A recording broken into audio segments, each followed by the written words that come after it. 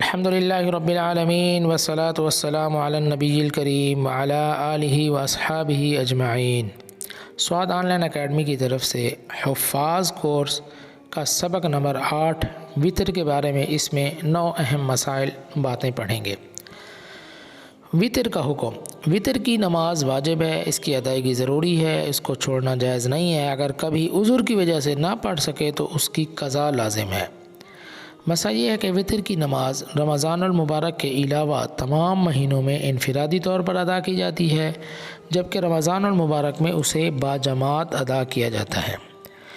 Number 2، وتر چھوڑنے پر وعید۔ وتر چھوڑنے والے کو رسول اللہ صلی اللہ علیہ وسلم نے اپنی جماعت سے خارج بتایا ہے، جو انتہائی خطرے کی بات ہے۔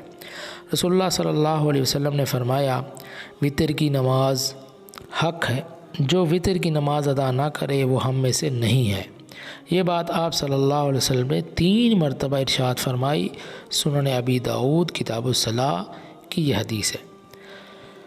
تیسری اہم بات، وتر تراویح کے بعد پڑھے۔ وتر کی نماز تراویح کے بعد پڑھے، تراویح سے پہلے وتر کی نماز نہ پڑھی جائے۔ اگر کسی نے وتر کی نماز پہلے پڑھ لی تو ادا ہو جائے گی، اعادے کی ضرورت نہیں ہے، لیکن ایسا کرنا خلاف سنت ہے۔ چوتھا مسئلہ، وتر کا قاعدہ اولیٰ بھول گیا۔ وتر کی نماز میں قاعدہ اولیٰ واجب ہے، اگر غلطی سے قاعدہ اولیٰ چھوڑ دیا آخر میں سجدہ سہو کرنا ہوگا، سجدہ سہو کر لینے سے نماز ہو جائے گی۔ پانچواں مسئلہ، وتر کی تیسری رکعت میں دعائے قنوت پڑھنا بھول گیا۔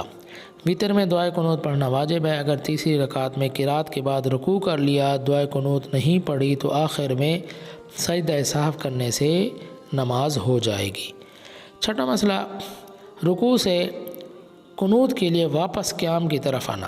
اگر تیسری رکعت میں قرات کے بعد رکوع کر لیا تو اب قنوت پڑھنے کے لیے واپس نہ لوٹے، بلکہ آخر میں سجدہ سہو کرنے سے نماز ادا ہو جائے گی۔ لیکن اگر کوئی رکوع سے پہلے واپس قیام کی طرف لوٹ آیا تو عوام میں مشہور ہے کہ نماز فاسد ہو جاتی ہے، لیکن یہ غلط ہے، اس سے نماز فاسد نہیں ہوتی۔ اس صورت میں بھی آخر میں سجدہ سہو کرنا ہوگا۔ ساتویں اہم بات، چوتھی رکعت کے لیے کھڑا ہو گیا۔ وتر کی تیسری رکعت میں تشہد پڑھ کر کھڑا ہو گیا یا کھڑے ہونے کے قریب ہو گیا تو جیسے ہی یاد آیا لوٹ آئے، تشہد کے بعد سجدہ سہو کر لے، نماز ادا ہو جائے گی۔ آٹھواں مسئلہ، وتر کے بعد یاد آیا کہ کچھ رکعت تراویح رہ گئی۔ عشاء کی نماز ادا کرنے کے بعد یاد آیا کچھ رکعت تراویح رہ گئی ہیں، تو اب ان رہ جانے والی رکعت کو ادا کر لیا جائے، وتر کے اعادے کی ضرورت نہیں ہے۔ نواں اور آخری اہم مسئلہ، غیر حافظ کا وتر پڑھانا۔ غیر حافظ شخص اگر نیک صالح ہے، قرآن کریم کو تجوید کے ساتھ پڑھ سکتا ہے اور وتر کی نماز پڑھا سکتا ہے، تاہم اگر یہ غیر حافظ مقرر شدہ امام نہ ہو تو عالم اور حافظ کی موجودگی میں غیر حافظ غیر عالم کو نماز پڑھانے کے لیے آگے نہیں کرنا چاہیے۔ السلام علیکم ورحمۃ اللہ وبرکاتہ۔